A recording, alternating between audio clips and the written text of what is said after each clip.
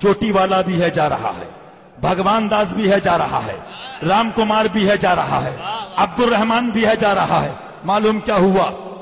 ستم کوری وہابی رافضی کی، ستم کوری وہابی رافضی کی کہ ہندو تک تیرا قائل ہے یا غوث۔ دوستو اب مجھے آپ سچائی سے بتائیے، تاریخ اٹھا کے دیکھیے اور قرآن پڑھیے۔ ہم آپ سے کہیں وہابی سے دور ہو جاؤ، کہ ہمارا اس میں فائدہ ہے؟ ہم آپ سے کہیں اپنی بیٹی کی شادی دیوبندی وہابی میں نہ کرو، ہمارا فائدہ ہے؟ ہاں ہمارا فائدہ ضرور یہ ہے کہ اگر ہماری تبلیغ قبول ہو گئی تو انشاءاللہ ہم کو اس کا اجر عظیم ضرور ملے گا۔ لیکن یاد رکھو، آج کچھ پیٹ پالو پیر مولوی مفتی پیسے کے بل پہ بولنے والے فتویٰ دینے والے کبھی کبھی گمراہ یہ بھی کرتے ہیں کہ ہم اس لیے شادی کر رہے ہیں کہ ان کو سنی بنا لیں گے، اور اس نے تم کو بنا لیا تو معلوم کیا ہوا؟ جو حدیث میں کہہ دیا گیا اس کے آگے کوئی نہیں بول سکتا۔ وَلَا تُجَالِسُهُمْ وَلَا تُوَاكِلُهُمْ وَلَا تُشَارِبُهُمْ وَلَا تُنَاكِحُهُمْ، نکاح مت کرو، کھانا مت کھاؤ، وَإِذَا مَرِضُوا فَلَا تَعُودُهُمْ وَإِذَا مَاتُوا فَلَا تَشْهَدُوهُمْ، مریض ہوں تو دیکھنے مت جاؤ، مر جائیں تو میت پہ مت جاؤ، مر گئے مردود، نہ فاتحہ نہ درود۔ تو دوستو میں ایک بات جانتا ہوں، پوری دنیا میں یہ کہتا ہوں کہ مجھے 11,11,000 کروڑ مسلمان سننی نہیں چاہیے، 11 ہوں لیکن ٹناٹن غوث والے ہوں، 72 ہوں ادے پور میں یا راجستھان میں، لیکن 72 سچے پکے ٹناٹن حسین والے ہوں۔ اس لیے کہ سب سے بڑا فتنہ اور فرقہ ہے فرقہ صلح کلیت۔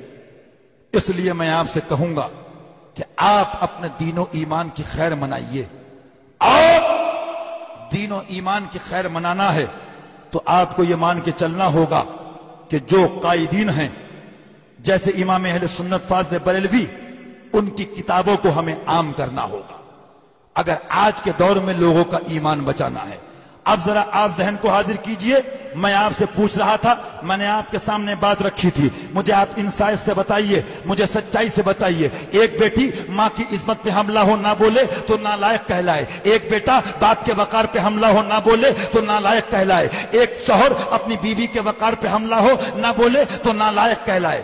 اب مجھے بتائیے، جو مولوی امام پیر نبی کی عظمتوں پہ حملہ ہو اور نہ بولے، کھاتا رہے، چندہ لیتا رہے، بلڈنگ بناتا رہے، بولیے لائق ہے کہ نالائق ہے؟ بولیے، آپ بولیے۔ دوستو میں پھر آپ سے کہوں گا، جہاں علماء کی اتنی عظمت ہے وہیں یہ بھی فرمایا گیا، اللہم اعوذ بک من شر العلم والعلماء۔ آقا فرماتے میری امت جو گمراہ ہوگی جاہل پیروں سے، بے عمل مولویوں سے۔ چندہ بھی ہے، دھندا بھی ہے، حالانکہ شریعت کا حکم متفق طور پہ فقہا فرماتے ہیں، فتاوی عالمگیری دیکھیے، فتاوی رضویہ شریف دیکھیے، فتاوی اجملیہ، فتاوی مصطفیہ، کہ دشمن مصطفیٰ مرتد وہابی دیوبندی رافضی کو چندہ دینا بھی حرام ہے اور ان سے چندہ لینا بھی حرام ہے۔ لیکن آج کیا کرا جائے کہ مولویوں کا یہ حال ہے، اماموں کا، کہ جہاں موقع لگا وہاں لوٹا پوٹی لگا کے 11,000 کی رسید کاٹی لے کے آ گئے۔ اللہ تعالیٰ ایسے مولویوں سے بھی ہم کو محفوظ رکھے۔ ہم کو بھی بہت لمبی جماعت نہیں چاہیے، ہم کو غلامان اعلیٰ حضرت سچے عالم رہبر قائد، اگرچہ وہ 5 ہو 11 ہوں لیکن ٹناٹن چاہیے انشاءاللہ۔ لہذا دوستو میں آپ سے یہ بات عرض کر رہا تھا کہ آپ تاریخ اسلام اٹھا کے دیکھیے، بات چل رہی تھی محبت کی، وفاداری کی، عشق کی، پیار کی، اب آگے چلیے، بات محبت کی، پیار کی چل رہی تھی، پھر پڑھ لیجیے آیت کریمہ، لا تجد قوما یؤمنون باللہ والیوم الآخر یوادون من حاد اللہ ورسولہ ولو کانوا آباءہم او ابناءہم۔ اب بہت سے لوگ کیا کہتے ہیں، یہ تو ہمارا بیٹا ہے، یہ تو بھتیجا ہے، یہ تو باپ ہے، یہ تو دادا ہے، تو قرآن نے کیا کہا، اگرچہ تمہارے باپ کیوں نہ ہو، اگرچہ تمہاری اولاد کیوں نہ ہو، لیکن نبی کا نہ ہو، مفہوم آیت کریمہ اس کو چھوڑ دو، خدا سے مخالفت کرے اس کو چھوڑ دو، نبی سے مخالفت کرے اس کو چھوڑ دو۔ قرآن پکار اٹھا، اور یہی نہیں بلکہ قرآن نے آگے مستجافہ سناتے ہوئے اعلان کر کے بتا دیا، اولئک کتب فی قلوبہم ایمان۔ اگر آپ نے ایسا کر لیا، ایک دنیا کا ایگزام ہوتا ہے، آپ امتحان دیتے ہو، تو بولیے کس لیے؟ اچھی نوکری ملے گی، پیسہ ملے گا، ترقی ملے گی، کار ملے گی، بنگلہ ملے گا، اسی لیے۔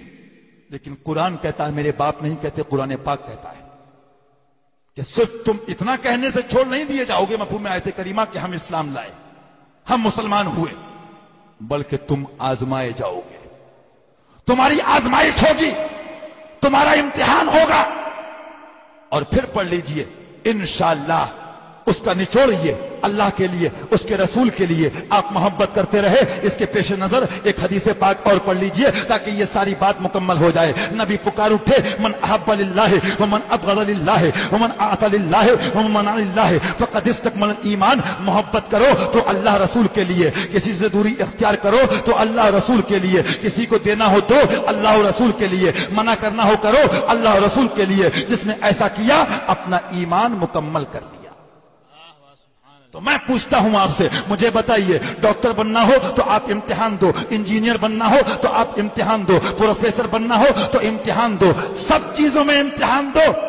اور مسلمان بننا تو مسلمان نے اتنا آسان سمجھ لیا ہے، بقرعید میں بھینسیا کاٹو، 25 کلو گوشت کھا جاؤ، مسلمان ہو گئے۔ یاد رکھو، قسم رب کعبہ کی، اگر دشمن مصطفیٰ سے نفرت نہیں ہے، ان سے محبت ہے، ان سے رشتہ ناتا ہے، ان سے قربت ہے، ان سے یاری ہے، ان سے دوستی ہے، تم بھی جہنمی ہو اور جو ساتھ میں بیٹھنے والے وہ بھی جہنمی۔ بے شک بے شک بے شک۔ کیوں؟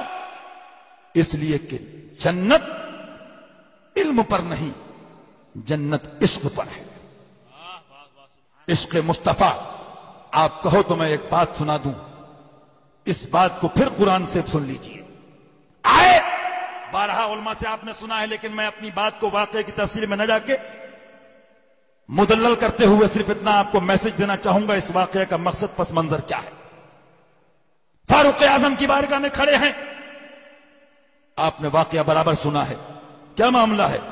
کہ سرکار آپ کے نبی فیصلہ میرے حق میں کر چکے ہیں۔